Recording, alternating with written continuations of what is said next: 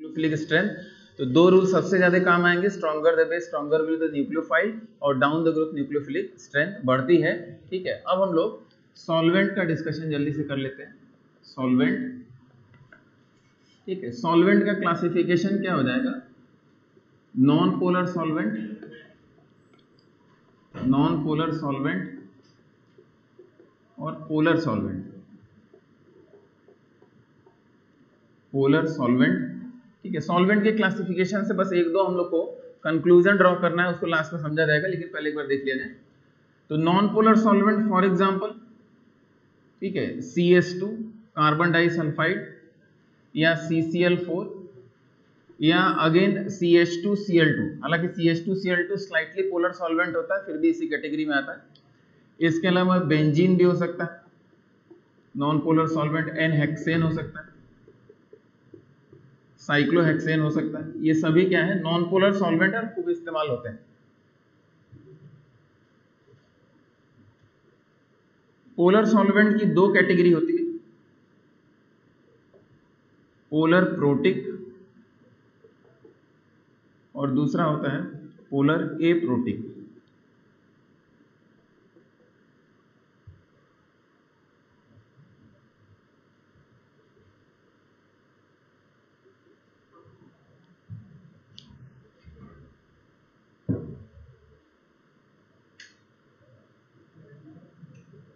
दिख रहा है लाइट बंद करने से? नहीं दिख रहा है, ज्यादा लाइट जलने से इसमें नहीं दिख रहा। चलिए ठीक है, polar protic and polar aprotic solvent, इसको मिटा देते हैं। तो इसमें तो कोई दिक्कत नहीं है, नॉन पोलर सॉल्वेंट्स, ठीक है। पोलर प्रोटिक सॉल्वेंट, हेडिंग डालिए, polar protic solvent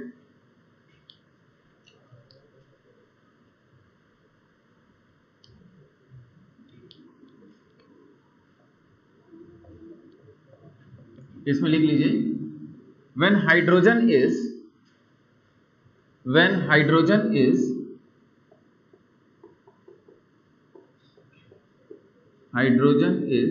directly attached, when hydrogen is directly attached to electronegative center,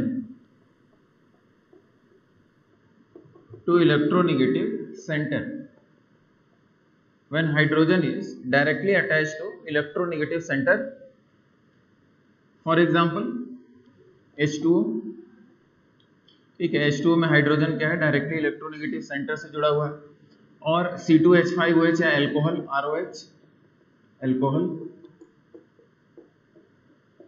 या कार्बोक्सिलिक एसिड RCOH, यहाँ भी हाइड्रोजन डायरेक्टली ऑक्सीजन से जुड़ा हुआ है। तो वाटर हो गया, अल्कोहल हो गया, कार्बोक्सिलिक एसिड हो गया, ये सब सॉल्वेंट है जिनको पोलर प्रोटिक सॉल्वेंट बोल रहे हैं।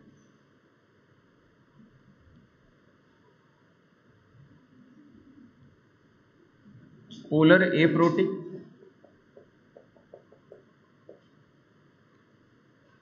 इसमें लिखिए हाइड्रोजन नॉट डायरेक्टली अटैच्ड,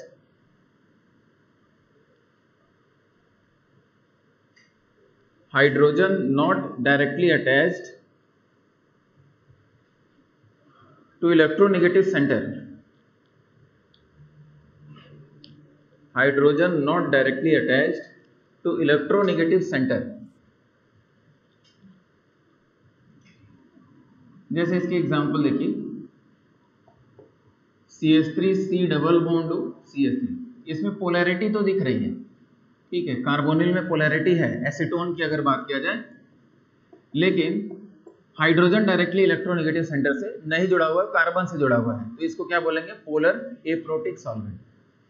और भी एग्जांपल इसके, यहाँ सल्फर कर दीजिए H डबल बॉन्ड हो यहाँ आपका CH3, ठीक है, तो इसको बोला जाता है di methyl sulphoxide, this is sulphoxide, this is di methyl sulphoxide, short form में इसको DMSO बोला जाता है। तो एरो पे आपको जनरली DMSO लिखा ही मिलेगा, डाई मिथाइल सल्फॉक्साइड।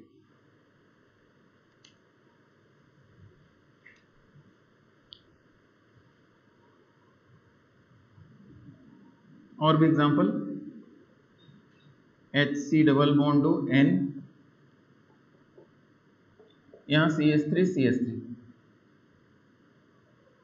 यहाँ भी देखिए, यहाँ अगर NH2 होता तो नाइट्रोजन से हाइड्रोजन जुड़ जाता, समझ में आ रही बात। तो उसको हटा के क्या कर दिया, CH3 CH3 लगा दिया।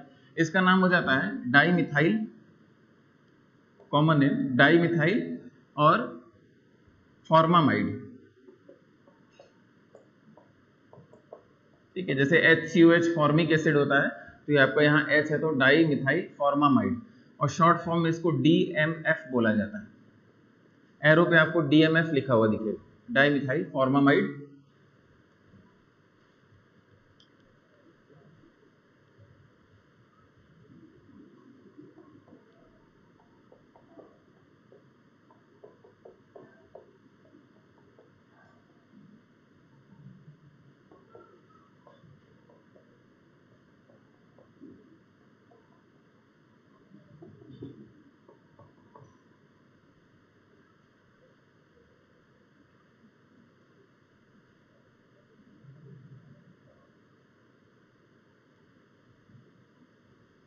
देखा जाए इसको कंडेंस करके अगर लिखा जाए, यहाँ देखिए कैसे लिखेंगे, NCH3 कितना है, होल ट्वाइस, और कितनी बार है ये, 1 2 3, तो इस टाइप का ब्रैकेट लगा के आपने 3 कर दिया, यहाँ P डबल बॉन्ड O कर दिया, इसका शॉर्ट फॉर्म हो गया।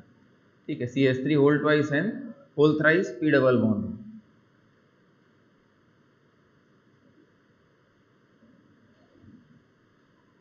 इसका शॉर्ट फॉर्म होता है HMPA, HMPA hexamethyl phosphoramide, hexamethyl phosphoramide,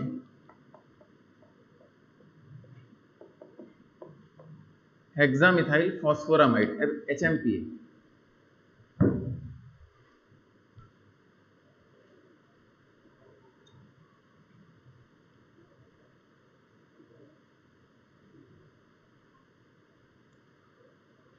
hexamethyl फॉस्फोरामाइड।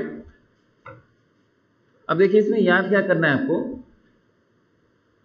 ठीक है, स्ट्रक्चर्स याद करने की बहुत जरूरत नहीं, स्ट्रक्चर के पीछे नहीं पड़ेंगे।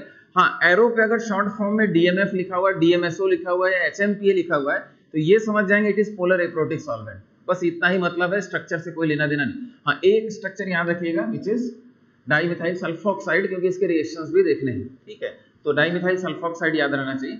इसमें कहीं भी हाइड्रोजन डायरेक्टली इलेक्ट्रोनेगेटिव सेंटर से नहीं जुड़ा हुआ है। अब देखा जाए अंतर क्या है, बेसिकली पोलर प्रोटिक और पोलर एप्रोटिक सॉल्वेंट में जो बेसिक डिफरेंस हुआ वो तो बाय डेफिनेशन हम लोग को क्लियर हो गया, लेकिन उसका इफेक्ट क्या आएगा ये समझा जाए। ठीक है, तो जैसे मान लीजिए हम NaCl की बात करें और अगर H2O सॉल्वेंट है which is polar protic solvent, तो हमने Na+ की बात किया था और Cl- की बात किया था। अब यहाँ H2O में है क्या, H2O में यहाँ डेल्टा माइनस है और यहाँ डेल्टा प्लस है। ठीक है, और सॉल्वेशन में पार्टिसिपेट दोनों करते हैं, इसका डेल्टा प्लस वाला पार्ट भी सॉल्वेशन में पार्टिसिपेट करता है, डेल्टा माइनस वाला भी। तो इसको कौन घेर लेगा, डेल्टा माइनस वाला पार्ट, और इसको डेल्टा प्लस वाला पार्ट। ठीक है, यानी हाइड्रोजन भी सॉल्वेशन में पार्टिसिपेट करेगा। तो इसको इस तरीके से बोला जाता है कि अगर हाइड्रोजन डायरेक्टली इलेक्ट्रोनेगेटिव सेंटर से जुड़ा होता है तो एक्सपोज्ड होता है। जनरली ये क्या भाई, एक ही बॉन्ड बनाएगा, किनारे की तरफ रहेगा, तो इसको एक्सपोज्ड बोला जाता है। और जो एक्सपोज्ड होता है वही सॉल्वेशन में, वही इसके अराउंड आएगा और सॉल्वेशन में पार्टिसिपेट करेगा। तो कहने का मतलब कि polar protic solvent cation anion दोनों का इफेक्टिवली सॉल्वेशन करता है, दोनों को घेर लेगा। समझ में आ रही बात? तो पहले एक पॉइंट लिख लीजिए, polar protic solvent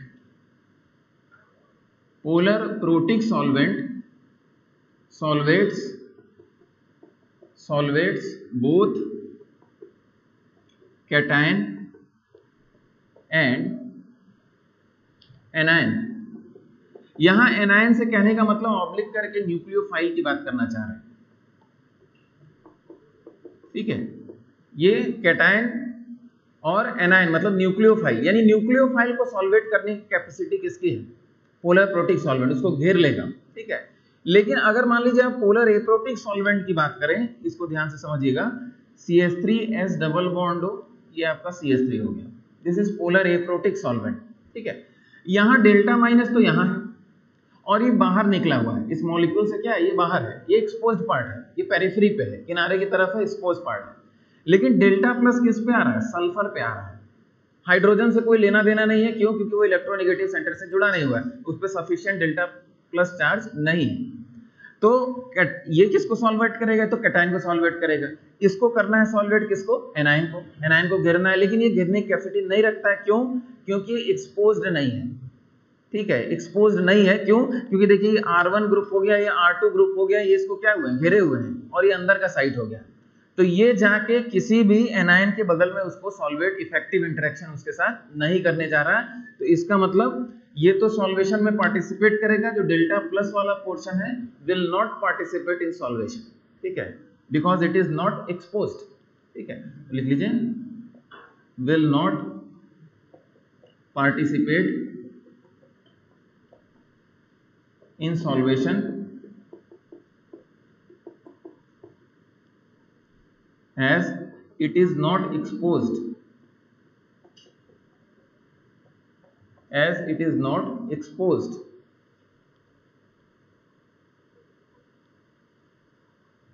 as it is not exposed।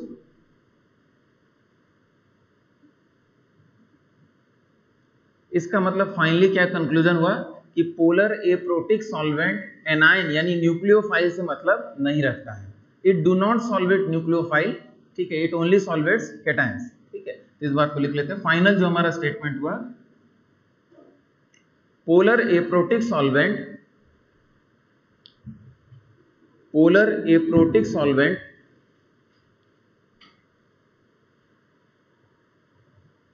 do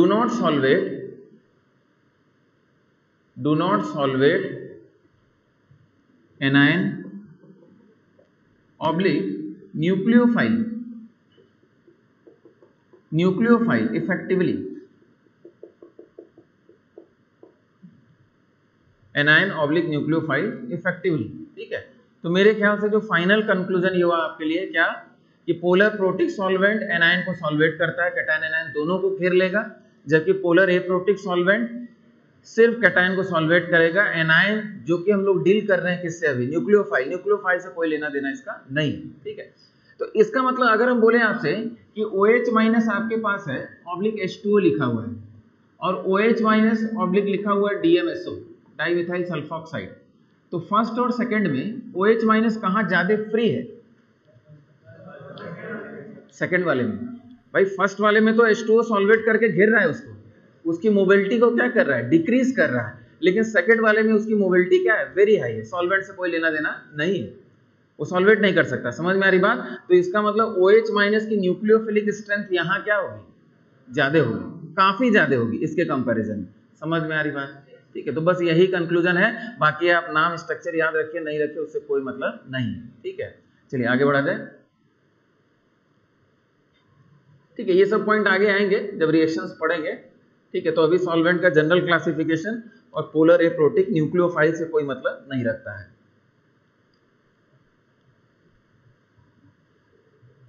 अगला पॉइंट समझा दें। अच्छा ये मत समझिएगा कि OH माइनस H2O की प्रेजेंस में कमजोर न्यूक्लियोफाइल है, यहाँ भी स्ट्रांग है, लेकिन इसकी तुलना में यहाँ क्या है, ज्यादा स्ट्रांग हो जाएगा, मोबिलिटी बढ़ गई काफी ज्यादा, सॉल्वेशन का इफेक्ट खत्म हो गया लगभग। इसके बाद अगर आप पोलर प्रोटिक सॉल्वेंट की भी बात करें तो वहां एक और टर्म आता है डाइलेक्ट्रिक कांस्टेंट। तो व्हाट इज डाइलेक्ट्रिक कांस्टेंट, किसी भी सॉल्वेंट के लिए डिफाइन किया जा सकता है डाइलेक्ट्रिक कांस्टेंट, इसके बारे में आप बेहतर जानते होंगे, बताइए क्या होता है। ठीक है, किसी मीडियम का डाइलेक्ट्रिक कांस्टेंट डिफाइन किया जाता है, पहले डेफिनेशन लिख लेते हैं। It is solvent's ability, it is solvent's ability to insulate opposite charges,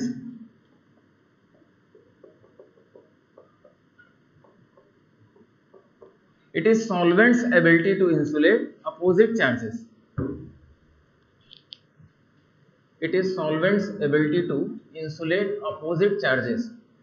जैसे फॉर एग्जांपल अगर हम सॉल्वेंट की बात करें, वैसे तो लिस्ट लंबी है लेकिन एक दो आइडिया रखते हैं, जैसे H2O की बात किया जाए, या C2H5OH की बात किया जाए, या CH3COH, इनका डाइलेक्ट्रिक कांस्टेंट अगर हम जाने तो H2O का पता होना चाहिए। डाइलेक्ट्रिक कांस्टेंट को मान लीजिए Z से इंडिकेट कर दें तो H2O का कितना होता है,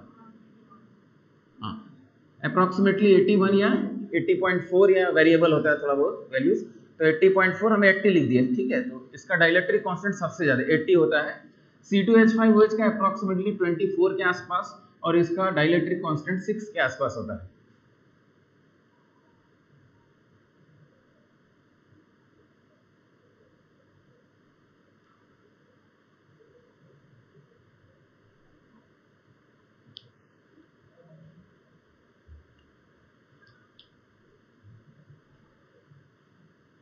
अब इसका मतलब समझने की कोशिश करिए फिर से। जैसे मान लीजिए हम OH माइनस की बात करें, ठीक है, डाइलेक्ट्रिक कांस्टेंट का सीधा सीधा मतलब कि सॉल्वेट करने की कैपेसिटी, ठीक है, तो घेरने की कैपेसिटी सबसे ज्यादा किसकी होती है, वाटर की, ठीक है। वाटर क्या है, सबसे बढ़िया सॉल्वेंट होता है, जबरदस्त डाइलेक्ट्रिक कांस्टेंट होता है। या यूं भी कह सकते हैं डाइलेक्ट्रिक कांस्टेंट जितना ज्यादा उतना ज्यादा सॉल्वेशन होता है। आयनिक कंपाउंड्स जबरदस्त सॉल्युबल होते हैं किसमें, वाटर में, due to very high dielectric constant. समझ में आ रही बात।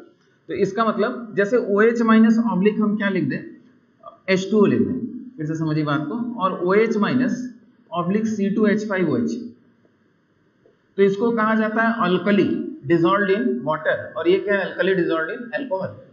समझ में आ रही बात। तो इसको नाम दे दिया एक्वस अल्कली, एक्वस अल्कली। एक इसका एप्लीकेशन बता रहे हैं जो हम लोग के काम आएगा, और ये होता है एल्कोहलिक अल्कली, एल्कोहलिक अल्कली। तो यहां फिर से वही बात समझा जाए कि इन दोनों में, एक्वस अल्कली और एल्कोहलिक अल्कली में, OH माइनस का पावर कहां ज्यादा है,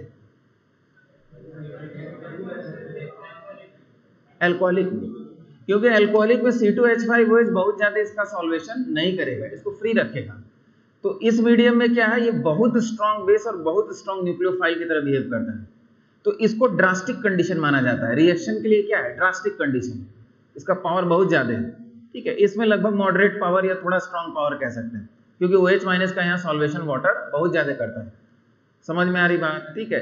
तो ये मॉडरेट कंडीशन में आता है, जबकि ये क्या आता है, ड्रास्टिक कंडीशन होती है। क्यों, क्योंकि OH माइनस के पास यहाँ ज्यादा फ्रीडम है, ठीक है। और क्योंकि इसी की बात हम लोग करेंगे, क्योंकि जनरल सॉल्वेंट्स में अल्कोहल होते हैं या तो वाटर होते हैं, इसीलिए ये केस सबसे ज्यादा आपको देखने को मिलेगा, ठीक है।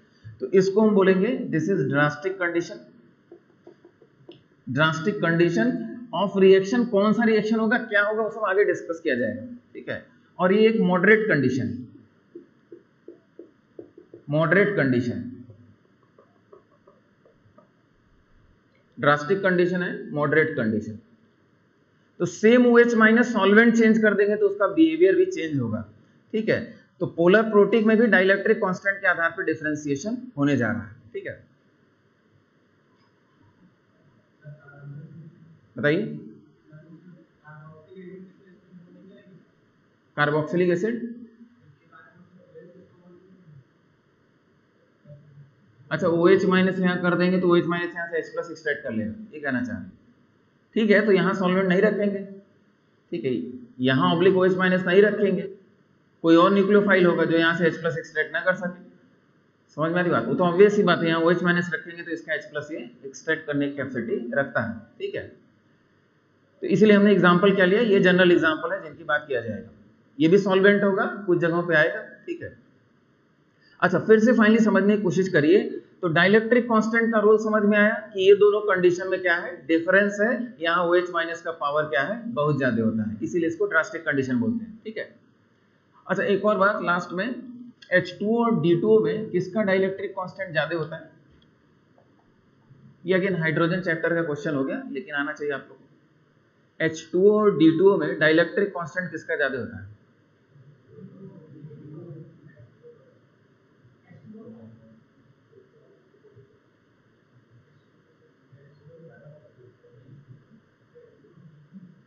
क्या बता रहे हैं? H2O पर, ठीक है। H2O का डाइलेक्ट्रिक कांस्टेंट ज्यादा होता है, इस चीज को याद रखिए, ठीक है। H2O का डाइलेक्ट्रिक कांस्टेंट D2O से क्या होता है, D2O हैवी वाटर से ज्यादा होता है। तो आयनिक कंपाउंड्स ज्यादा बेटर डिसॉल्व H2O में करेंगे कि D2O में करेंगे? H2O में करेंगे। आयनिक कंपाउंड्स ज्यादा बेटर डिसॉल्व करेंगे H2O में इन कंपैरिजन टू D2O। तो एनसीईआरटी का क्वेश्चन क्या है, किसी को पता है? कि क्या D2O को ड्रिंकिंग पर्पस से इस्तेमाल किया जा सकता है, हाइड्रोजन चैप्टर का क्वेश्चन, तो नहीं, ये पॉइजनस हो जाएगा। क्यों? क्योंकि जितने भी बॉडी के आयनिक रिएक्शंस हैं वो स्लो हो जाएंगे। समझ में आई बात? एकदम एग्जैक्टली यही सब एनसीईआरटी में लिखा हुआ है, याद रखिएगा, ठीक है। तो उससे कोरिलेट करके याद रखिएगा, D2O acts as poison to our body, ionic reactions क्या हो जाएंगे, स्लो डाउन कर जाएंगे, क्योंकि इसका डाइलेक्ट्रिक कांस्टेंट क्या है, लो है। ठीक है, चलिए आगे बढ़ते हैं। फिलहाल हमको इससे मतलब था, उससे नहीं। थोड़ा पढ़िएगा, और भी इंफॉर्मेशन है, टेबल बना के पूरा समझाया गया है एनसीईआरटी में, ठीक है, उसको देख लीजिएगा। चलिए आगे बढ़ते हैं, यानी सॉल्वेंट का डिस्कशन हम लोग ने कर लिया, ठीक है। तो क्या क्या पढ़ लिया, न्यूक्लियोफिलिक स्ट्रेंथ की बात कर लिया, सॉल्वेंट की बात कर लिया। अब एक और जनरल पॉइंट हम लोग को पढ़ना पड़ेगा, हेडिंग डालिए, very important point, rearrangement of carbocations. Rearrangement of carbocations, rearrangement of carbocations.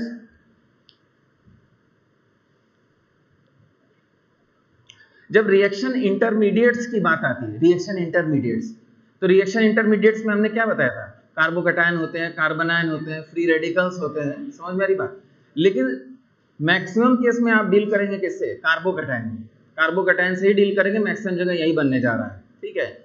और इसमें रीअरेंजमेंट की बात भी पढ़नी पड़ती है, बाकी जगह रीअरेंजमेंट नहीं होता है, सिर्फ इसी में रीअरेंजमेंट की बात हम लोग समझते हैं, ठीक है। तो क्या है देखा जाए, देखिए, carbocations, carbocations generally rearrange, carbocations generally rearrange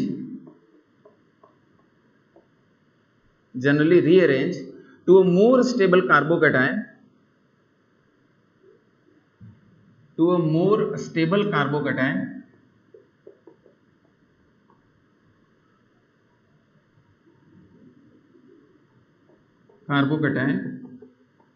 in a fast step, in a fast step.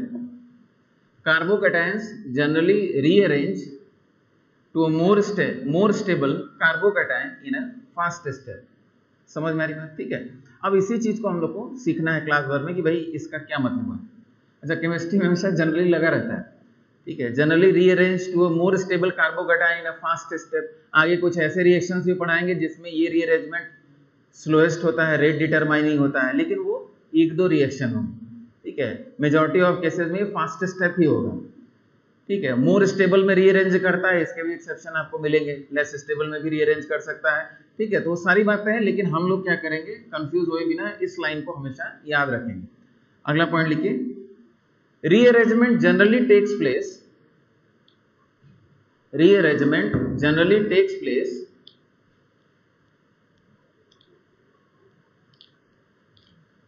by one to shift of H minus, pH minus, R minus.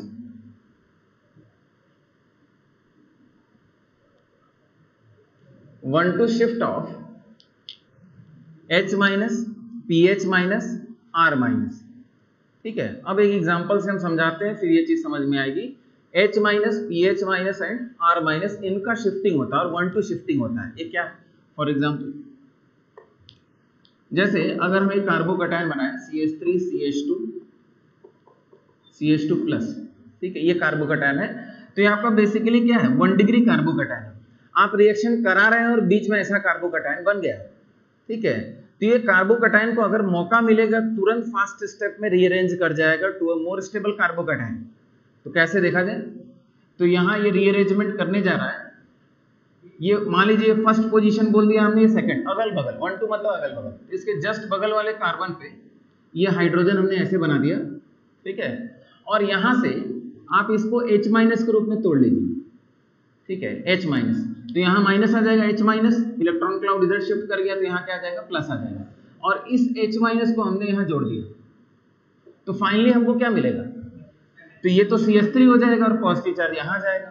समझ में आ रही बात। अब उसको दिखाने का एक तो ये तरीका है, लेकिन जनरली जो दिखाने का तरीका होता है, दो तरीके से दिखाया जाता है। हम लोग बेसिकली ऐसे दिखाते हैं, ठीक है, ये इलेक्ट्रॉन क्लाउड लेके वहां चला गया, समझ में आ रही बात। और इसको बोलेंगे हम 1 to H माइनस शिफ्ट, या हाइड्राइड शिफ्ट भी बोला जाता है, हाइड्राइड शिफ्ट। और ये जनरली क्या होता है, फास्ट स्टेप होता है। तो फाइनली आपका प्रोडक्ट जो बन गया वो CH3CH plus CH3 which is 2 degree carbocation which is more stable. तो इसका मतलब ऐसा कार्बोकैटायन जब भी आपको दिखेगा वो तुरंत क्या करेगा, बनते ही रीअरेंज कर जाएगा, ठीक है। यानी फर्दर आगे जो प्रोडक्ट बनाने का प्रोसेस होगा, पहले सुन लीजिए, प्रोडक्ट बनाने का प्रोसेस इससे होगा, जो मेजर प्रोडक्ट आप बनाएगा वो ये बनाएगा, वो नहीं बनाएगा, समझ में आ रही बात। पहले बना लीजिए इसको।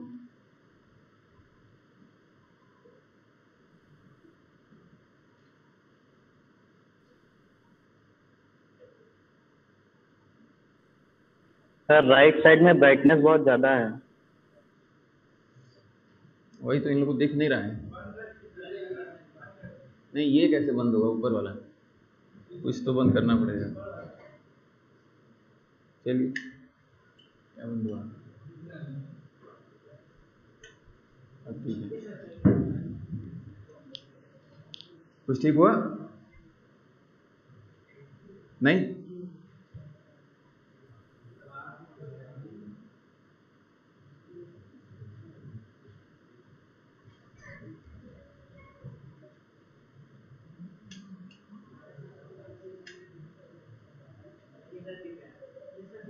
दिख रहा है? चलिए ठीक है। Yes sir.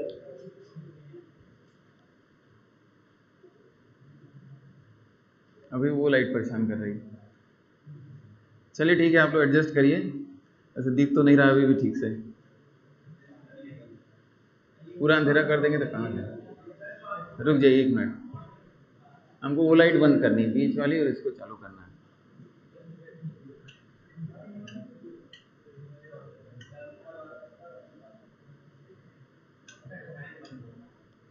कहाँ से होगा भाई?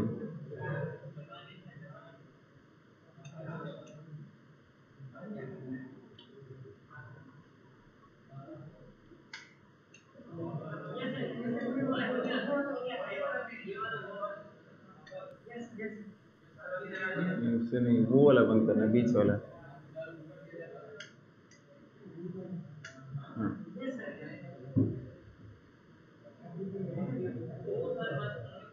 हाँ हाँ, वही वही।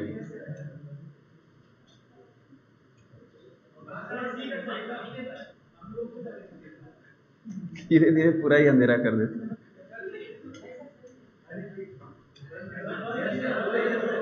अब रुक जाइए, अब सही है यहाँ सर, तक ठीक अब है। सही है सर। अब कौन सी लाइट, इधर वाली लाइट जला देते हैं 1-2। नहीं,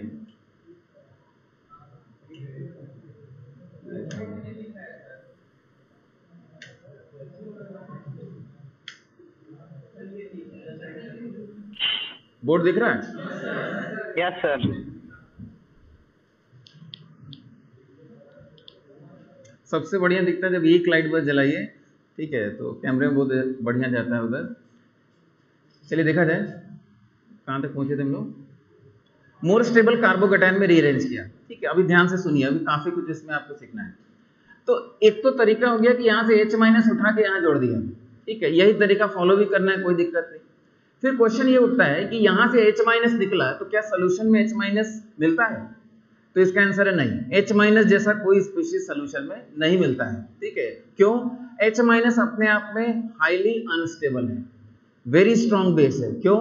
because H2 is a very very weak acid, one of the weakest acid, pK value 32-34 के आसपास होता है। तो H2 कोई एसिड तो है नहीं, तो H- कैसा बेस होगा? Very very very strong base होगा, ठीक है। तो H- वेरी स्ट्रॉन्ग बेस मतलब हाईली अनस्टेबल। तो हम बोल तो रहे हैं कि यहाँ से H- उठा के यहाँ से यहाँ कर दिया, तो H- निकलना मतलब सोल्यूशन में भी H- मिलना, जो कि नहीं हो रहा है, ठीक है, because H- is very very unstable. तो इसका मतलब जो रिएक्शन बेसिकली प्रोसीड किया है उसको समझा जाए कैसे, ठीक है। एक्चुअल में हुआ क्या, यहाँ CH3 CH, ठीक है, यहाँ आपका CH2, यहाँ से हाइड्रोजन की अगर बात करें तो हाइड्रोजन का बॉन्ड धीरे धीरे टूटा है और साथ ही साथ यहाँ इसका बॉन्ड बनना शुरू हो गया है, दोनों काम एक साथ हुआ है। तो कार्बन से हाइड्रोजन का बॉन्ड टूट रहा है और हाइड्रोजन से कार्बन का बॉन्ड बन रहा है। अब धीरे धीरे इसका चार्ज न्यूट्रलाइज हो रहा है और इस पे धीरे धीरे चार्ज डेवलप हो रहा है। समझ में आ रही बात? तो ऐसा नहीं कि वहां से H- निकल गया। तो यानी ये जो रिएक्शन बेसिकली प्रोसीड करता है इसको बोला जाता है three sided cyclic transition state. ठीक है, तो ये क्या है? थ्री साइडेड, लिख लीजिए, cyclic transition state. Transition state, three sided cyclic transition state.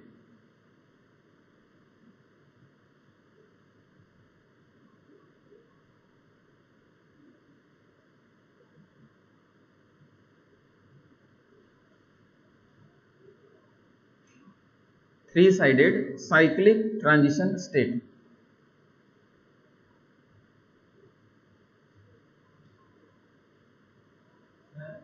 हाँ बताइए।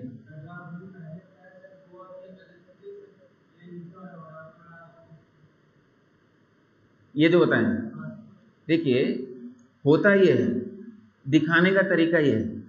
समझ में आ रही बात? हम दिखाएंगे कि यहाँ से H- ऐसे चला गया, लेकिन होता तो ये है। ठीक है, वही चीज एक्सप्लेन कर रहे हैं ना कि H- निकलना, इसका मतलब क्या? H- अपने आप में अनस्टेबल। ठीक है, लेकिन ये हम बार बार दिखाएंगे थोड़ी ना कि ऐसे साइक्लिक। हाँ, लेकिन इसका इंपॉर्टेंस बहुत ज्यादा है, अभी बता रहे हैं, इंपॉर्टेंस बाद में समझा जाएगा। तो फिर से ये जो रीअरेंजमेंट होता है बेसिकली ऐसा नहीं कि H- निकल गया, H+ निकल गया, ऐसा कुछ है। बॉन्ड यहाँ से धीरे धीरे टूटता है और यहाँ बॉन्ड धीरे धीरे बन जाता है, ये अपना इलेक्ट्रॉन क्लाउड अपने साथ ही ले जाता है। ठीक है, ये बॉन्ड आपका टूटा, इधर की तरफ टूटा और इधर धीरे धीरे बन गया three sided cyclic transition state. Very important. ठीक है, और धीरे धीरे पूरा टूट जाएगा तो यहाँ पूरा पार्शियल पॉजिटिव प्लस में कन्वर्ट हो जाएगा और न्यूट्रलाइज हो जाएगा। तो reaction proceeds through three sided cyclic transition state. ये पॉइंट याद रखिएगा। बाकी अब के बाद जो क्वेश्चन करेंगे वो तो ऐसे ही करेंगे। समझ में आ रही बात? तो ये पॉइंट हो गया। एक दो कुछ एग्जांपल और हम बताते हैं।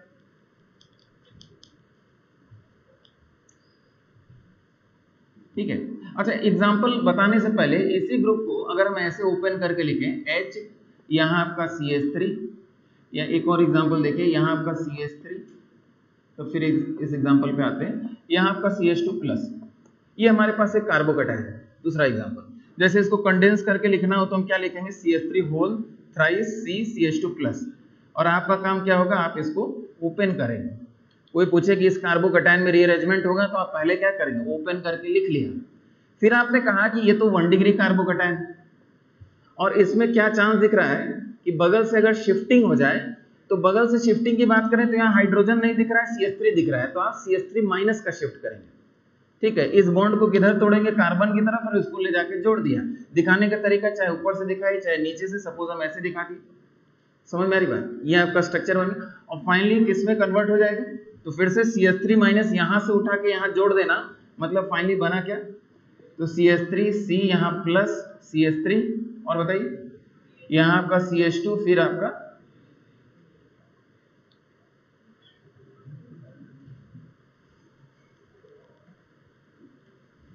ठीक है CH3 CH2, यहाँ CH3, यहाँ पॉजिटिव चार्ज। ये समझ में आया? अच्छा, एक बार फिर से, ये तो हमने CH3- शिफ्ट, या हम बोलेंगे 1 to R- या CH3- शिफ्ट, ऐसा लिख देंगे एरो के ऊपर। लेकिन फिर से वही बात, एक बार फिर अगर हम यहाँ बनाएं तो फाइनली रिएक्शन हुआ कैसे है? तो ये आपका CH3 हो गया, यहाँ आपका CH2+ हो गया। एक बार फिर से ट्रांजिशन स्टेट बनाएं तो कार्बन का बॉन्ड यहाँ से टूट रहा है और यहाँ क्या हो रहा है? बन रहा है। साथ में CH3 लिख दिया, HHH CH3, तो कार्बन का बॉन्ड टूट रहा है और साथ ही साथ बन रहा है three sided cyclic transition state. तो एक बार फिर से इसको बना दिया और फाइनली यहाँ चला गया। ठीक है, अब दोबारा ट्रांजिशन स्टेट की बात अभी तो नहीं करेंगे। ठीक है,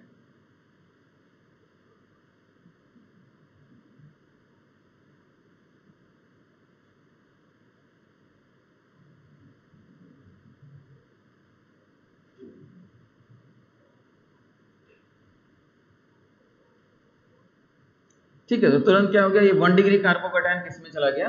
3 डिग्री कार्बोकैटायन में, विच इज मोर स्टेबल, और ये फास्ट स्टेप में कन्वर्जन हो गया। फास्ट स्टेप कहने का मतलब कि भाई यही मेजर प्रोडक्ट देने जा रहा है। ठीक है, इससे अगर प्रोडक्ट की बात करेंगे तो माइनर प्रोडक्ट्स आएंगे, इससे मेजर प्रोडक्ट तो वो देगा। तो अभी मेजर प्रोडक्ट का ही डिस्कशन हो रहा है। अच्छा, अब इस एग्जाम्पल को हम फिर से बना रहे हैं, ठीक है। जैसे इस एग्जाम्पल में एक समस्या थी जिसको हम लोग ने बात नहीं किया। जैसे इस एग्जाम्पल को हम फिर से बनाए तो यहाँ अगर H लिख दे, यहाँ CH3 लिख दिया और यहाँ H लिख दिया, यहाँ CH2 प्लस लिख दिया, क्या समझिए, वही एग्जाम्पल है, CH3 CH2 CH2 प्लस, ठीक है। अब क्वेश्चन आपसे ये है कि आपने शिफ्टिंग कराया तो दो ऑप्शन आपके पास है, या तो यहाँ से H माइनस जोड़ दीजिए या से यहाँ से CH3 माइनस जोड़ दीजिए, दो ऑप्शन है। किसको प्रेफर किया आपने? H माइनस को। क्यों प्रेफर किया? H माइनस, क्योंकि अभी के लिए आप बोल सकते हैं कि अगर यहाँ से CH3 माइनस उठा के यहाँ जोड़ेंगे तो फिर से 1 डिग्री कार्बोकैटायन हो गया, ठीक है। तो हमारा प्रेफरेंस क्या था कि यहाँ से H माइनस को उठा के जोड़ा जाए तो मोर स्टेबल कार्बोकैटायन बनेगा, ठीक है। तो आपने कहा कि यहाँ से हम हाइड्रोजन की शिफ्टिंग की, लेकिन अगर मान लीजिए फिर से यहाँ R1 R2 R3 सब अलग अलग हो, तब किसकी शिफ्टिंग कराएंगे? अगर यहाँ क्या हो गया, R1 हो गया, यहाँ R2 हो गया और यहाँ आपका R3 हो गया, सब अलग अलग ग्रुप्स हो गए, तब किसकी शिफ्टिंग होगी? जो 3 डिग्री देगा। तब यहाँ एक और प्रॉपर्टी आपको पढ़नी पड़ती है, वो टर्म होता है माइग्रेटरी एप्टीट्यूड। माइग्रेटरी एप्टीट्यूड मतलब जिसकी जाने की टेंडेंसी ज्यादा है, ठीक है। R1 R2 R3 में जिसका माइग्रेट, भाई यहाँ से यहाँ जाना मतलब माइग्रेट करना, समझ में आ रही बात? तो जिसका माइग्रेशन का टेंडेंसी ज्यादा होगा उसी का माइग्रेशन होगा, ठीक है। तो माइग्रेटरी एप्टीट्यूड एक टर्म आएगा, माइग्रेटरी एप्टीट्यूड, ठीक है। तो आप लोग का जो लॉजिक है कि भाई मोर स्टेबल कार्बोकैटायन, भाई शिफ्ट करा करा के देख लेंगे, जो मोर स्टेबल कार्बोकैटायन देगा उसी की शिफ्टिंग करेंगे, ये लॉजिक हमेशा काम नहीं देगा, ठीक है। क्योंकि काम क्या है, माइग्रेटरी एप्टीट्यूड से चलने वाला है, ठीक है। वो लॉजिक कुछ जगहों पे फेल कर जाएगा, तो इसलिए माइग्रेटरी एप्टीट्यूड अभी के लिए लिख लेते हैं। अगर आपके पास ऑप्शन है तो सबसे ज्यादा माइग्रेटरी एप्टीट्यूड H माइनस का होता है। हाइड्रोजन है, चिंता ही खत्म हो गई, जब भी हाइड्रोजन दिखेगा किसका माइग्रेशन कराना है? हाइड्रोजन का। अगर हाइड्रोजन नहीं है तब हम देखेंगे phenyl, pH minus, pH minus का शिफ्टिंग कराएंगे, फिनाइल को खोजेंगे। अगर फिनाइल भी नहीं है, एल्किल ग्रुप से, तो एल्किल ग्रुप्स में हम 3 degree alkyl group, 2 degree alkyl group, फिर 1 डिग्री एल्किल ग्रुप की बात करेंगे। और ये किसकी बात कर रहे हैं? R मतलब एल्किल ग्रुप। अब इसको समझाते हैं।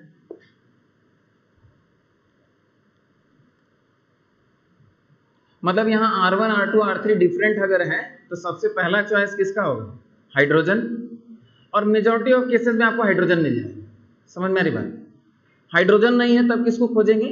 फिनाइल मतलब बेंजीन। यहाँ बेंजीन होना चाहिए तब उसका माइग्रेशन करेंगे, समझ में आ रही बात? जैसे यहाँ बेंजीन है, CH3 है, CH3 है, किसका माइग्रेशन करेंगे? बेंजीन का करेंगे, समझ में आ रही बात?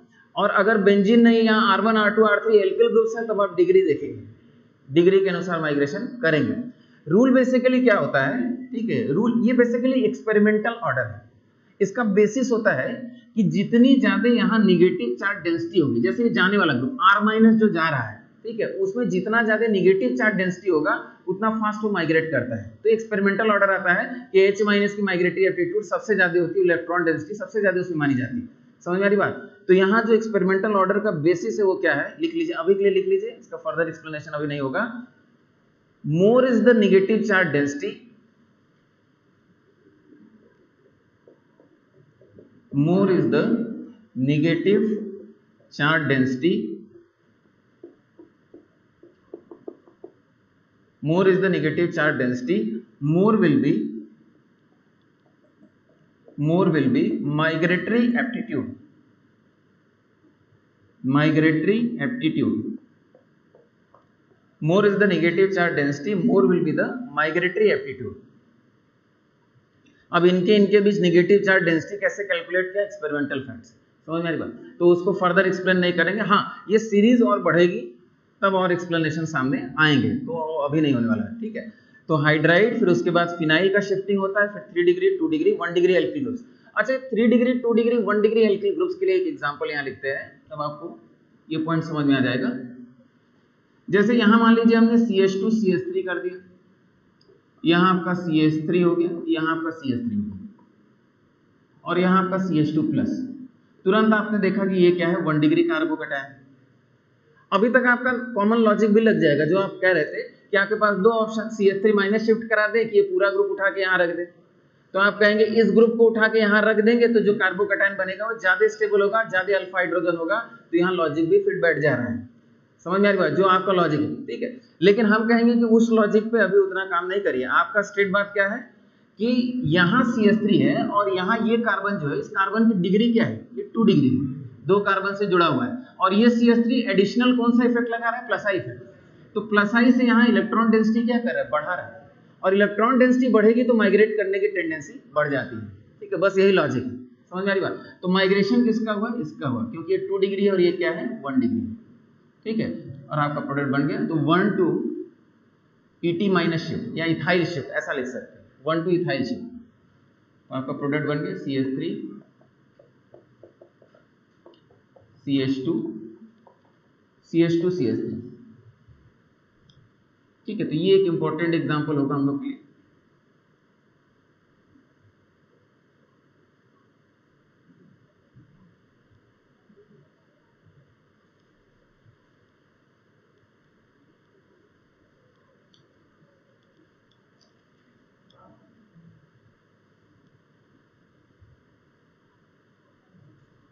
और इसमें भी अगर यहाँ हाइड्रोजन होता तो कुछ सोचना ही नहीं था, हाइड्रोजन का शिफ्टिंग करा दे। समझ में आ रही बात, ठीक है। तो फिर से समझ लिया जाए, 1 to शिफ्ट होता है। 1 to शिफ्ट में आप प्रेफरेंस किसका देते हैं, मोर स्टेबल कार्बोकैटायन आपको बनाना है, फास्ट स्टेप में शिफ्टिंग होगा, साइक्लिक ट्रांजिशन स्टेट होती है, ये बॉन्ड टूटता है, ये बॉन्ड यहाँ बनता है, 3 साइडेड साइक्लिक ट्रांजिशन स्टेट। और शिफ्टिंग के लिए हाइड्राइड, फिर फिनाइल, फिर आपका एल्किल ग्रुप, उसमें 3 डिग्री 2 डिग्री 1 डिग्री। अब क्वेश्चन लिखिए, write down the rearrangement product, write down the rearrangement product in the following cases. Write down the rearrangement product in the following cases. ठीक है, write down the rearrangement product in the following cases.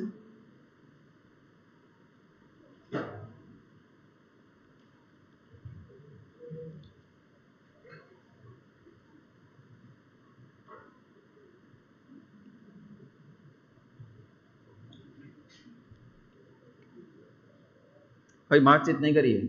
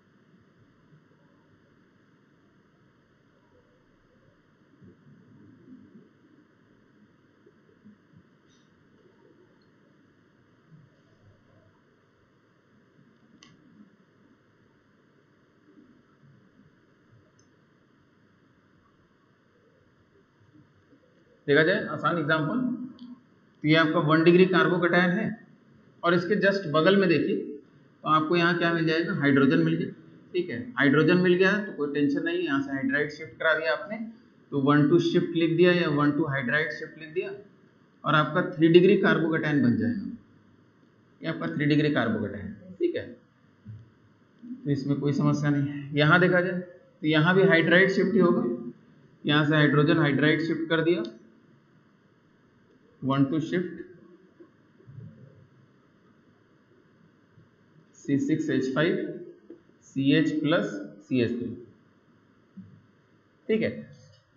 तो ये shifting क्यों हुआ basically, तो ये 2 degree हो गया और साथ साथ क्या है, resonance stabilised carbocation, it is a resonance stabilised carbocation, ठीक है। तो काफी स्टेबिलिटी आ जाएगी। थर्ड वाले एग्जांपल में, थर्ड वाले में ये है कि आप इधर राइट साइड से शिफ्टिंग करते हैं कि इधर से शिफ्टिंग करते हैं, तो इधर से शिफ्टिंग करेंगे, ऑब्वियस सी बात है रेजोनेंस स्टेबलाइज्ड कार्बोकैटायन का प्रेफरेंस हो जाएगा, ठीक है। तो आप इधर से शिफ्टिंग करेंगे, ठीक है। तो 1 to शिफ्ट लिख दिया और रेजोनेंस स्टेबलाइज कार्बोकैटायन।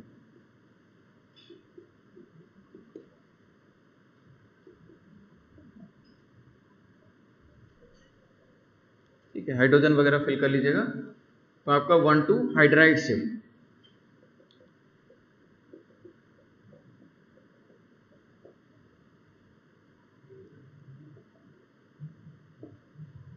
ठीक है, मोर स्टेबल कार्बोकैटायन बन गया।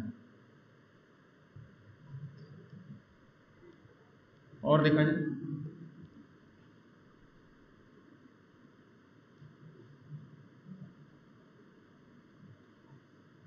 इसमें, देखिए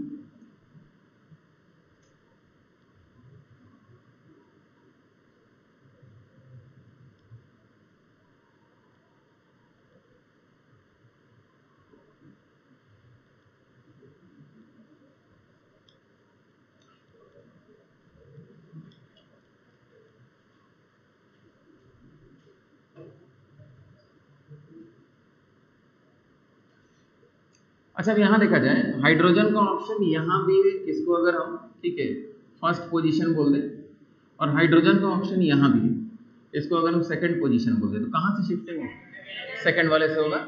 तो सेकंड वाले से यहाँ शिफ्टिंग कर दिया आपने, H minus shifting, 1 to H minus shift. ठीक है, जनरली हाइड्राइड लिख दिया जाता है, H माइनस लिखना बहुत सही नहीं माना जाता, क्योंकि H माइनस जैसा स्पीशीज नहीं मिलता है। यहाँ आपका OCH3 और यहाँ आपका पॉजिटिव चार्ज। क्यों ऐसा किया आपने?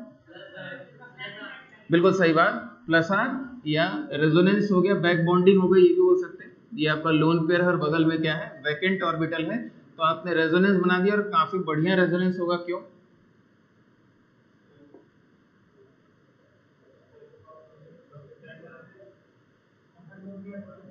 ऑक्टेट कंप्लीट है। जैसे इसमें जो रेजोनेटिंग स्ट्रक्चर बनाया उसमें क्या है? Octet complete. ऑक्सीजन में पॉजिटिव चार्ज है, कोई बात नहीं, ऑक्टेट कंप्लीट सभी का है, तो इसका मतलब क्या है? Very stable resonating structure, highly resonance stabilised. समझ में आ रही बात? तो इसका मतलब आप शिफ्टिंग किधर करेंगे? जिधर ज्यादा स्टेबल कार्बोकैटायन बनेगा उधर ही शिफ्टिंग करेंगे, और रेजोनेंस स्टेबलाइज्ड, बैक बॉन्डिंग से स्टेबलाइज्ड कार्बोकैटायन तो नहीं होने जा रहा। हाईली इफेक्टिव स्टेबिलिटी है इसकी। समझ में आ रही बात? तो बिल्कुल आपने इधर से शिफ्टिंग किया ताकि रेजोनेंस स्टेबलाइज्ड कार्बोकैटायन बन जाए। अच्छा, अगला एक प्रॉब्लम ये है कि जैसे मान लीजिए यहाँ एक सिंपल एग्जांपल CH2+, इसमें देखा जाए, इसमें क्या है? अगर आप शिफ्टिंग करना चाहें तो यहाँ से हाइड्राइड शिफ्ट होगा। ठीक है, तो 1 to H माइनस शिफ्ट या 1 to शिफ्ट लिख दिया, तो आपका स्ट्रक्चर क्या बना? डायरेक्ट अगर बनाया जाए, पॉजिटिव चार्ज कार्बन। अच्छा, ये तो आपका 1 डिग्री कार्बोकैटायन है, ये आपका 2 डिग्री कार्बोकैटायन हो गया। अल्फा हाइड्रोजन कितना है इसमें? तो अल्फा हाइड्रोजन इसमें 3 है, ये आपका CH3, यहाँ हाइड्रोजन है, अल्फा हाइड्रोजन 3, मोर स्टेबल हो गया। क्या फिर से रीअरेंजमेंट करा दिया जाए? तो आप कहेंगे कि अगर आप फिर से रीअरेंजमेंट करा देंगे, यहाँ देखिए, यहाँ से CH3 माइनस का शिफ्टिंग करा दीजिए, ठीक है, तो आपका बिल्कुल 1 to R माइनस शिफ्ट या एल्किल शिफ्ट, एल्किल शिफ्ट सबसे बढ़िया होता है, सिंपली एल्किल लिख दीजिए, 1 to एल्किल शिफ्ट, तो आपका स्ट्रक्चर कुछ ऐसा बन गया। ठीक है, और ये तो क्या बन गया? 3 डिग्री कार्बोकैटायन हो गया, ये तो सबसे स्टेबल हो गया, 3 डिग्री कार्बोकैटायन, ये सबसे स्टेबल हो गया।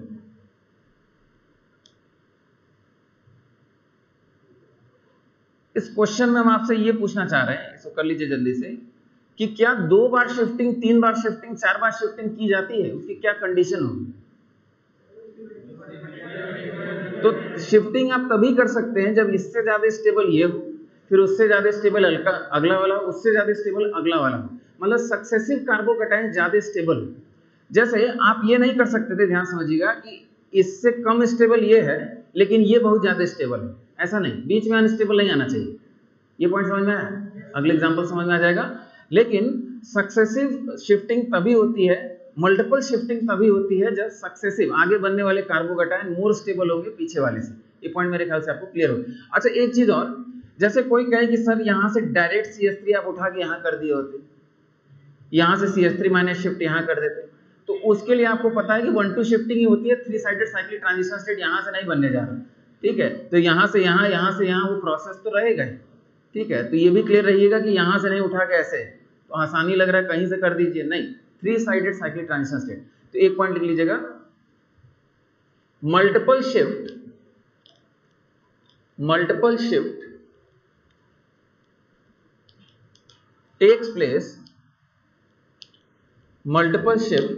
takes place when successive carbocations are more stable.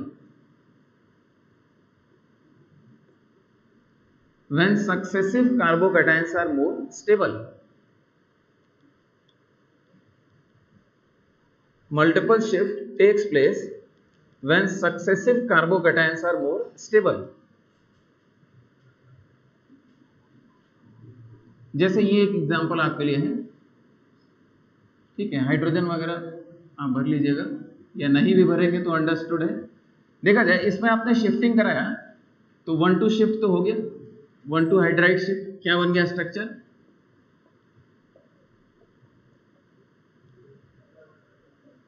बदल लीजिए।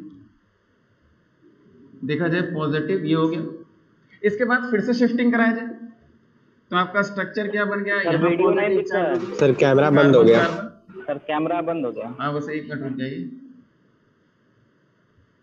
फिर से शिफ्टिंग कराया जाए मिथाइल, तो यहाँ क्या हो गया, मिथाइल शिफ्टिंग का ही ऑप्शन था, ठीक है। यहां तक पहुंच गए, ये तो सबसे स्टेबल कार्बोकैटायन हो गया 3 डिग्री।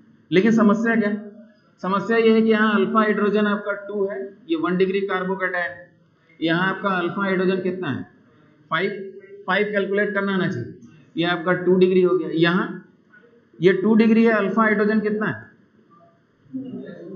2, सबको दिख रहा है, अल्फा हाइड्रोजन 2 है। तो यहाँ से यहाँ ये काम नहीं हो पाएगा, तो इसका मतलब ये शिफ्टिंग भी नहीं होने जा रहा है।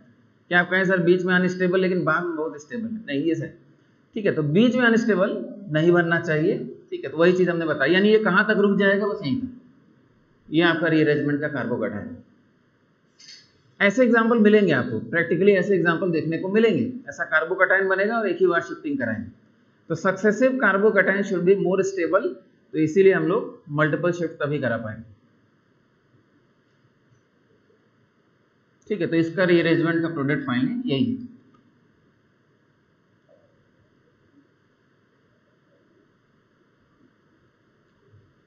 फिर से वही बात, जो ढंग से समझेगा नहीं, सुनेगा नहीं, कहेगा सर एक ही बार कराना है तो ये लीजिए, यहीं से लंबा रास्ता है, ठीक है। लेकिन एक ही बार शिफ्टिंग होगा और आपका सबसे स्टेबल बन जाएगा, कराते हैं लोग ऐसा, ठीक है। लेकिन एक बार आपने समझ लिया है कि नहीं ये नहीं होता है, ठीक है, एक्चुअल में क्या होता है वो आपको पता है, 1-2 शिफ्ट करके ही आप आगे बढ़ सकते हैं, कोई शॉर्टकट नहीं अपनाएंगे। अच्छा यहाँ तक तो बात हो गई, जनरल रीअरेंजमेंट आप यहाँ तक कर ले जाएंगे, ठीक है। इसके बाद का केस देखते हैं 7 पॉइंट क्या है कि अगर हम इसमें एक पॉइंट बताएं आपसे, स्टेबिलिटी ऑफ साइक्लिक स्ट्रक्चर पे फर्दर डिस्कशन एक क्लास में हम लोग का होगा जब कन्फर्मेशन ऑफ साइक्लोहेक्सेन पढ़ाएंगे। लेकिन अभी के लिए स्टेबिलिटी ऑफ साइकिल में सबसे स्टेबल साइकिल होती है 6 साइडेड, उसके बाद 5 साइडेड, उसके बाद 7 साइडेड, ये आप हमेशा याद रखिए, ठीक है, कि 6 साइडेड साइकिल, फिर 5 साइडेड, फिर 7 साइडेड। या अगर आपको बनाने का मौका मिलेगा तो आप क्या बनाएंगे, 6 साइडेड बनाएंगे, फिर सेकंड ऑप्शन 5, फिर 7 साइडेड, ठीक है। इस तरीके से भी इसको समझिएगा।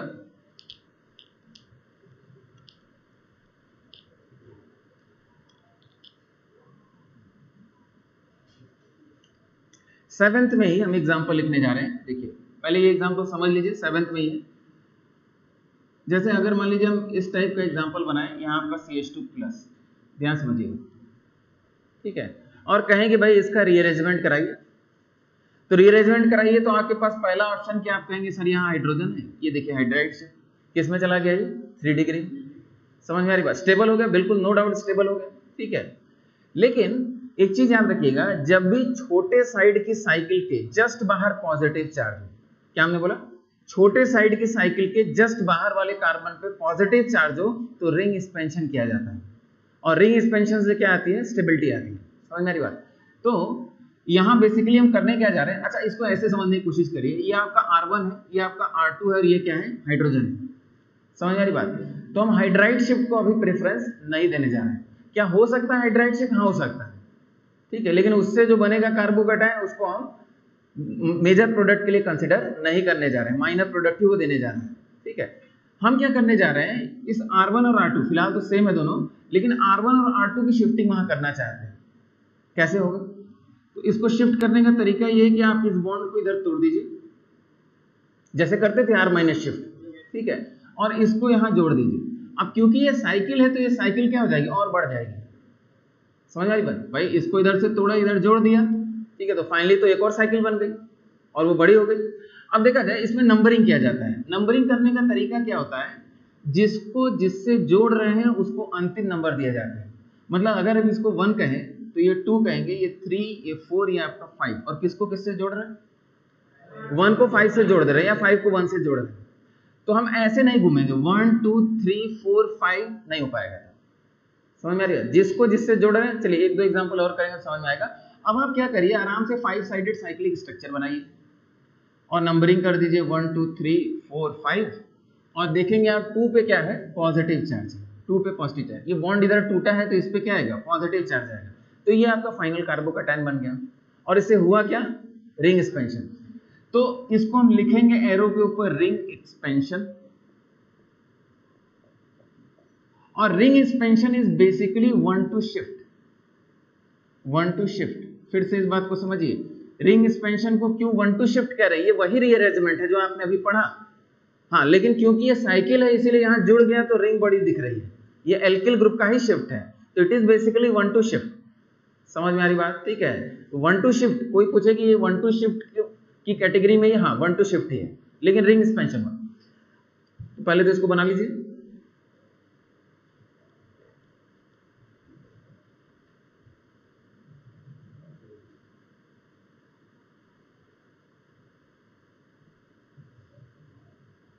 ठीक है, यहां लिख भी दें ring expansion, ring expansion is also 1 to shift, ring expansion is also 1 to shift।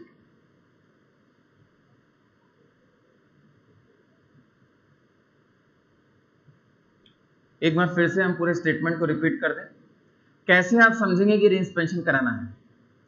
तो इसका तरीका, छोटे साइड के साइकिल के जस्ट बाहर क्या दिखे, पॉजिटिव चार्ज, तो आप रिंग एक्सपेंशन कराएंगे। रिंग एक्सपेंशन क्या होता है, ये 1 to शिफ्ट होता है, एल्किल ग्रुप का शिफ्ट होता है। समझ आएगी? तो एल्किल ग्रुप को ही तोड़ के जोड़ दिया और रिंग बड़ी हो गई, जिसको जिससे जोड़ते हैं उसको अंतिम नंबर देते हैं, और जो नई साइकिल है उसकी नंबरिंग की जाती है। ठीक है, अगला पॉइंट समझने की कोशिश करिए, फिर से इस पॉइंट पे आते हैं कि आपने यहाँ हाइड्राइड शिफ्ट का ऑप्शन छोड़ा है।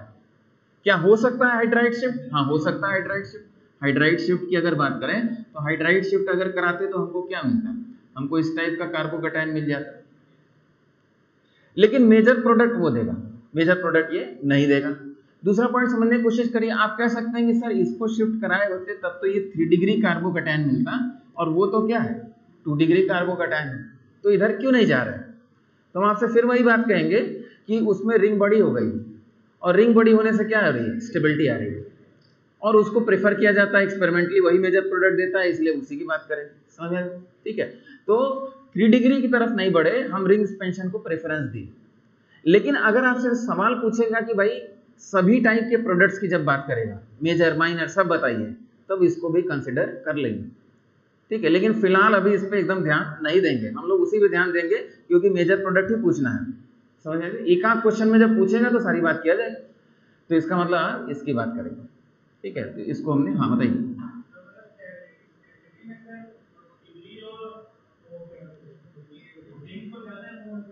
देखिए ऑब्वियस सी बात है, अगर रिंग एक्सपेंशन का प्रेफरेंस है तो इसका मतलब स्टेबिलिटी में किसका प्रेफरेंस हुआ, उसी का प्रेफरेंस हुआ।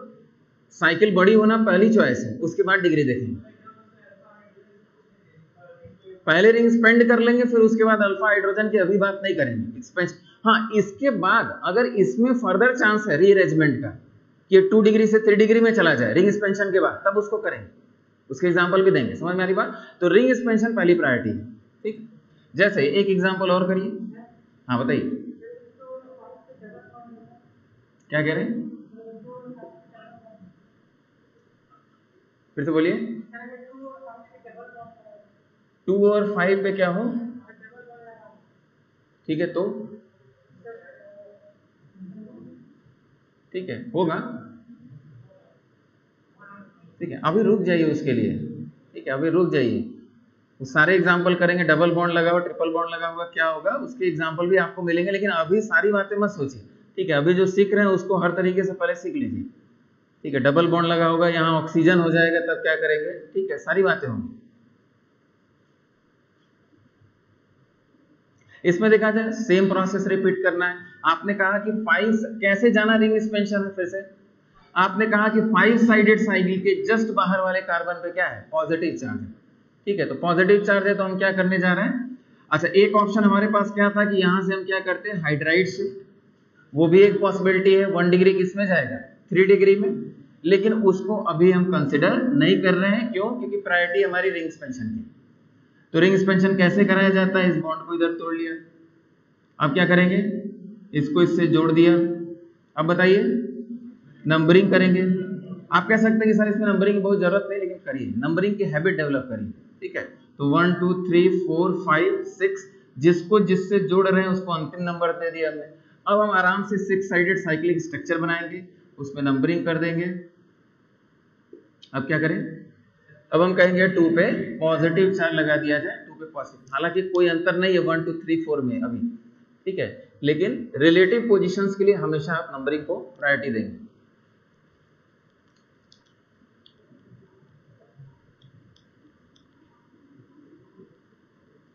चलिए मेरे ख्याल से आप सीख गए, एक दो एग्जांपल करिए।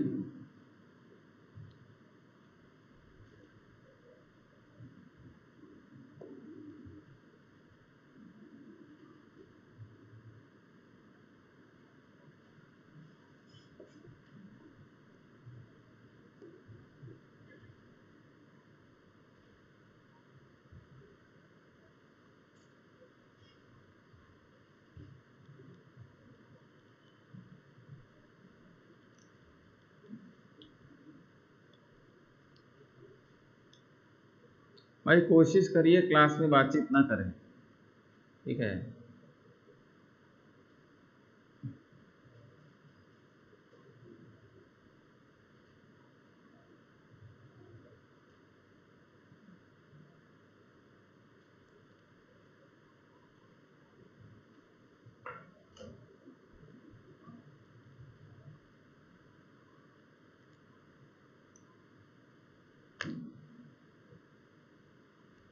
क्या किया जैसे बताइए, तो यहाँ पॉजिटिव चार्ज हो गया, रिंग सस्पेंशन, एक और ऑप्शन था कि यहाँ हाइड्राइड शिफ्ट कर दिया जाए, नहीं रिंग सस्पेंशन की बात किया जाए,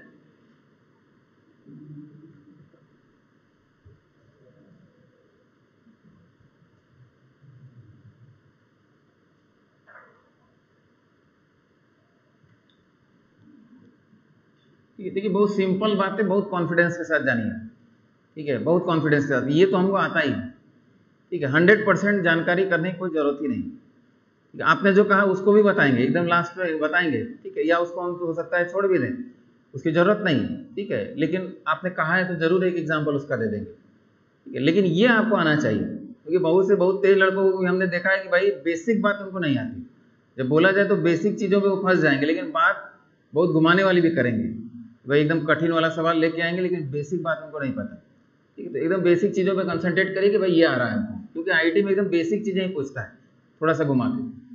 देखा जाए इसमें क्या किया आपने, ये 1 हो गया, ये 2 हो गया, 3 4 5 6, देखिए नंबरिंग का फिर से समझिए इंपॉर्टेंस, आपने 1 2 इधर से घूम गए तब नहीं कर पाएंगे, इसी क्वेश्चन को नहीं कर पाएंगे आप, इधर से घूम गए आप देखिएगा, ठीक है, तो इसीलिए आप इधर से घूमिए आराम से, क्योंकि साइकिल बनाना बहुत ज्यादा आप करने वाले हैं, पूरी ऑर्गेनिक केमिस्ट्री में खूब साइकिल बनाएंगे, ठीक है, और उसमें टेंशन लें कि एकदम इमेजिन कर लें कि ये टूट रहा है, ये जुड़ रहा है, फिर इमेजिन कर लिए, वो सब काम नहीं करना है, ठीक है। देखा जाए अब क्या किया जाए, 6 साइडेड साइक्लिक स्ट्रक्चर बन गया, 1 2 3 4 5 6, अब बताइए 2 पे पॉजिटिव चार्ज और 1 पे मिथाइल, 2 पे पॉजिटिव चार्ज और 1 पे मिथाइल, हो गया, हमारा आंसर आ गया, क्या फाइनल आंसर आ गया, अभी नहीं आया। अब आप कहेंगे कि यहाँ पॉजिटिव चार्ज, ये 2 डिग्री कार्बोकैटायन है और यहाँ से हाइड्राइड शिफ्ट अगर कर दे तो 3 डिग्री कार्बोकैटायन हो जाएगा, तो 1,2 शिफ्ट फिर से होगा। और फाइनली जो आपका कार्बोकैटायन बनेगा वो ये बनेगा CH3 और ये प्लस, यानी जो हमारा प्रोडक्ट देने जा रहा है वो तो ये देने जा रहा है। कितने लोगों ने इसको बनाया था कॉपी में? अब यहीं पे अंतर महसूस करिए, हमने आपको ये स्ट्रक्चर कितने लोगों ने कॉपी में बनाया? बस 2 लोग, समझ में आ रही बात? 2 या 3 लोगों ने बनाया। तो इसका मतलब आपको थोड़ा सा अपना प्रोसेस जारी, क्योंकि पहले बता चुके हैं ना, शिफ्टिंग कब तक होती है? जब तक कि फाइनल कार्बोकैटायन तक आप ना पहुंच जाए। तो इसको आप यहीं छोड़ थोड़ी दे देंगे। अगर हम आपको यही एग्जांपल देते कि इसकी शिफ्टिंग का प्रोडक्ट बताइए तो आप तुरंत बताते, यहाँ से हाइड्राइड शिफ्ट कर दीजिए सर बन गया। लेकिन यहाँ से क्वेश्चन दिया तो आप यहीं पे आकर रुक गए। ठीक है, तो थोड़ा सा दिमाग तेजी से चलाइए कि हाँ वो रहा फाइनल कार्बोकैटायन और यही मेजर प्रोडक्ट देगा। ये बताइए कितनी बार शिफ्टिंग किया आपने?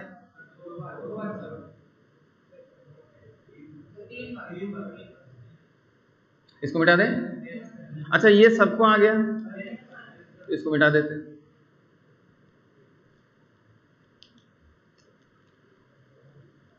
भाई देखिए आंसर आने के बाद सबको आएगा, ठीक है, तो जो बता दिया है उससे करिए। गर्ल्स में कितने लोग का आ गया हाथ बताइए? आप लोग का नहीं आया, ठीक है। देखा जाए पहला शिफ्टिंग तो क्या कर दिया, 1,2 हाइड्राइड शिफ्ट, तो आपका स्ट्रक्चर बन गया ये CH प्लस, यहाँ आपका CH3। फिर आपने क्या किया, रीइंस्पेक्शन कर दिया, ये भी बताया, नंबरिंग कर दिया 1 2 3 4 5 साइडेड साइक्लिक स्ट्रक्चर बना दिया।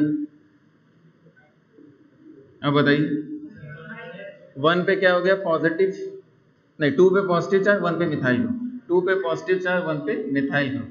और अभी हम लोगों ने डिस्कस किया कि ये फाइनल नहीं हुआ, यहाँ हाइड्रोजन बना के हाइड्राइड शिफ्ट कर दिया, तो यहाँ आपका 3 डिग्री कार्बोकैटायन बन गया। लाइन गड़बड़ है,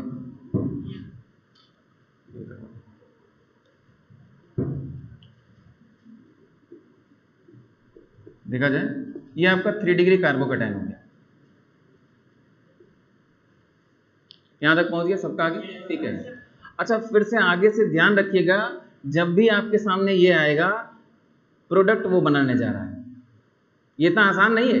अभी तो मान लीजिए डिस्कस ही कर रहे हैं, जब हम अल्कोहल पढ़ाएंगे और ये बनेगा बीच में, ठीक है, तब आप भूल जाएंगे, ठीक है, क्योंकि हमको रीअरेंज करके वहां पहुंचना, वो प्रोडक्ट बनाना है, क्योंकि ये बता चुके हैं तो डायरेक्ट उसको लिखेंगे, ठीक है। तो इसीलिए इसकी प्रैक्टिस करिएगा आप लोग बढ़िया से। अच्छा कुछ लोग इसमें, और पहले तो एक क्वेश्चन इसमें ये भी पूछा जाता है कि नंबर ऑफ 1-2 शिफ्ट, कितनी 1-2 शिफ्ट हुई, तो इसका आंसर क्या हो गया, 3 हो गया। नंबर ऑफ 1-2 शिफ्ट कितना हो गया, 3 to obtain the most stable carbocation. इसमें भी कुछ लोग कंफ्यूज हो जाते हैं कि सर ये 1-2 शिफ्ट है और ये रिंग एक्सपेंशन है और ये फिर 1-2 शिफ्ट है, तो आंसर 2 रिपोर्ट करते हैं। तो इसलिए हम बार बार फोकस क्या कर रहे हैं कि भाई ring expansion is also 1-2 shift, ठीक है। फाइनली ये गड़बड़ होता है, ठीक है भाई। ये एक स्टेटमेंट हमने नहीं बोला, जब ये क्वेश्चन आया, क्वेश्चन तो आया एग्जाम में, तो ये स्टेटमेंट हम नहीं देते थे, हम रिंग एक्सपेंशन बोलते थे, ठीक है, और 1-2 शिफ्ट अलग से बोलते थे। और फाइनली ये हुआ कि भाई लोगों ने क्या रिपोर्ट किया, 2 आंसर आए, ठीक है। लेकिन उसको आप ध्यान से देखिए, वो भी क्या है 1-2 शिफ्ट, इसीलिए बार बार उसको बोल लें। अच्छा देखा जाए इसके बाद, अब देखिए कुछ लोग और दिमाग लगाएंगे, कुछ लोग कहेंगे कि सर ये बना है, ठीक है आपकी बात सही है, आप इधर से एक काम करिए, एक शिफ्टिंग और कर दीजिए बाहर की तरफ, यहाँ से हाइड्राइड शिफ्ट करा दीजिए, तो ये बन गया। अब ये बनते ही आप क्या कर दीजिए, रिंग एक्सपेंशन, तब तो 6 साइडेड बन गया, ये तो सबसे बढ़िया हो गया। तुरंत ये गड़बड़ हो जाएगा कि यहाँ पॉजिटिव चार्ज है तो आप यहाँ नहीं जाएंगे, ठीक है, 2 डिग्री 1 डिग्री की तरफ नहीं जाएंगे, इसीलिए रिंग एक्सपेंशन का चांस यहाँ खत्म हो चुका है। समझ में आ रही बात? तो इसीलिए हम शुरू से ही क्या बोले आपको, छोटी साइड के साइकिल के बाहर पॉजिटिव चार्ज आपको दिखेगा तब ये काम करना है, अंदर से पॉजिटिव चार्ज बाहर नहीं ले जाना है। समझ में आ रही बात? ठीक है, तो इस चीज का भी ध्यान रखिएगा कि यहाँ पॉजिटिव चार्ज से यहाँ कर दिया, फिर रिंग एक्सपेंशन कर दिया, या कुछ लोग कहेंगे सर डायरेक्ट ही इतना क्यों कर रहे हैं, यही कर दीजिए, सबसे बढ़िया 6 साइडेड साइक्लिक स्ट्रक्चर, ठीक है। तो बेसिक रूल्स है उनको आप फॉलो करेंगे।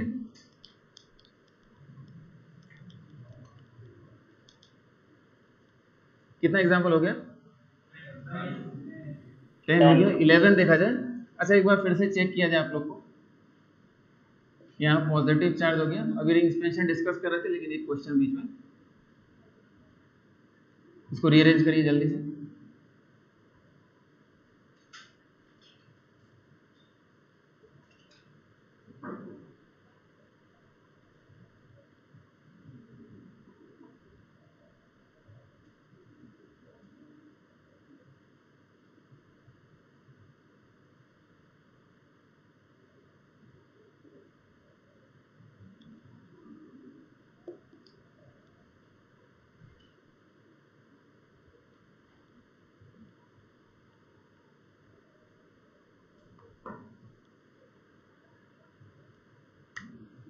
ठीक है, ये भी फॉस्टर में क्वेश्चन मिलेगा आपको, टेस्ट में भी मिलेगा इस टाइप का क्वेश्चन। देखा जाए, बन गया। तो यहां से आपने हाइड्राइड शिफ्ट करा दिया, क्या बन गया आपका इस टाइप से। फिर क्या करा दिया, फिर से मौका हाइड्राइड शिफ्ट कराने का, और फिर से आपने हाइड्राइड शिफ्ट करा दिया और आपका फाइनल कार्बोकेटायन बन गया। क्लियर है? ठीक है, तो ये आपका 1 2 शिफ्ट हो गया, ये भी आपका 1 2 शिफ्ट हो गया। ये 1 डिग्री कार्बोकेटायन 1 डिग्री से 2 डिग्री पहुंच गया, और 2 डिग्री से क्या हो गया, 3 डिग्री पहुंच गया। ठीक है, तो कोई पूछे नंबर ऑफ 1 2 शिफ्ट कितना हो? 2 हुआ ना। एक बार और क्यों कराएंगे भाई, बिल्कुल सही बात है, एक बार और शिफ्टिंग कराया जाए 1 2 शिफ्ट, तो आपका जो स्ट्रक्चर बनेगा वो अभी भी 3 डिग्री बनेगा, लेकिन वो ज़्यादा स्टेबल होगा, उसमें अल्फा हाइड्रोजन ज़्यादा हो जाएंगे। तो अल्फा हाइड्रोजन कितना है इसमें, 3 3 6 1 7, और इसमें अल्फा हाइड्रोजन कितना है, 2 2 4 1 5।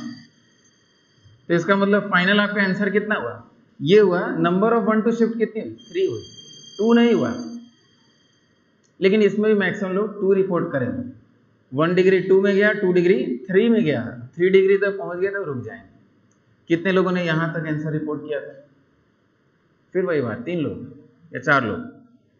समझ में आ रही बात? ठीक है कि भाई थोड़ा सा कंसंट्रेशन बढ़ाइए, और कुछ नहीं करना है। ITRs में क्या बहुत बड़ा कोई सवाल मिल जाएगा जो आपको नहीं आएगा, नहीं। देखिए सारा रिएजेंट, सारा इंफॉर्मेशन, सब कुछ आपको पता रहेगा। ठीक है, कोई बहुत विशेष चीज़ वहाँ नहीं आएगी, लेकिन इस टाइप की चीज़ें आएंगी तो आपको थोड़ा दिमाग में अलर्टनेस डेवलप करनी है। लिख लीजिए नीचे, number of 1 2 shift, number of 1 2 shift, तो आपका आंसर क्या हो गया, 3 हो गया। चलिए अभी रिंग एक्सपेंशन थोड़ा सा बचा हुआ है, नेक्स्ट क्लास में करेंगे उसको। ठीक है, अच्छा एक और बात, टॉटोमरिज्म कर चुके हैं, तो जो भी उसका डाउट है उसको अलग से पूछ लीजिए। ठीक है, बैठे ही हुए हैं तो आके पूछ ही लीजिए। क्लास में डिस्कस करके टाइम वेस्ट करने से फायदा ये है कि आप आके पूछ लीजिए, जो किया हुआ है वो आके पूछ लेगा, सबसे बढ़िया। ठीक है, चलिए ठीक है, thank you. Thank you sir.